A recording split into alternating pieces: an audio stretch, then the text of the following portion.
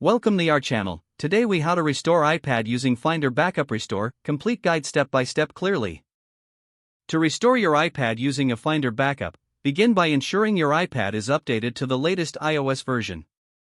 Connect your iPad to your Mac using a USB cable. Open Finder, which can be found in the dock. In the Finder sidebar, locate and click on your iPad under the Devices section. If prompted, unlock your iPad and tap Trust to authorize the connection.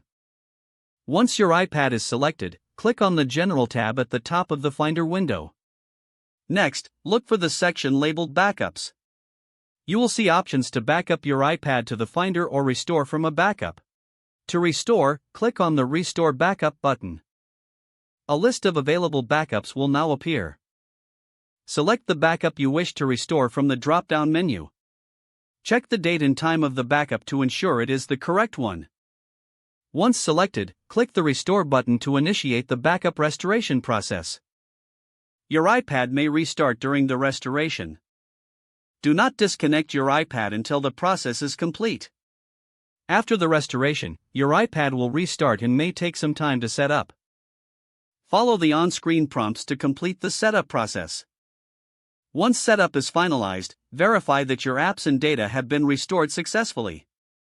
You have now successfully restored your iPad using a Finder Backup. If the page does not load, refresh the browser or try again in a private or incognito window.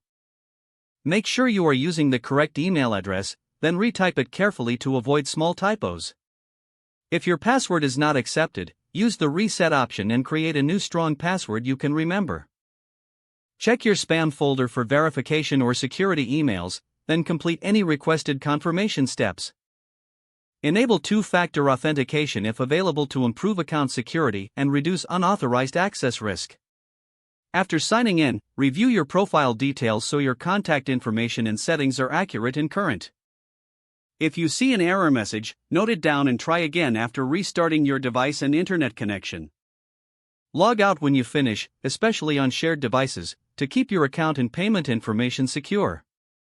If the page does not load, refresh the browser or try again in a private or incognito window.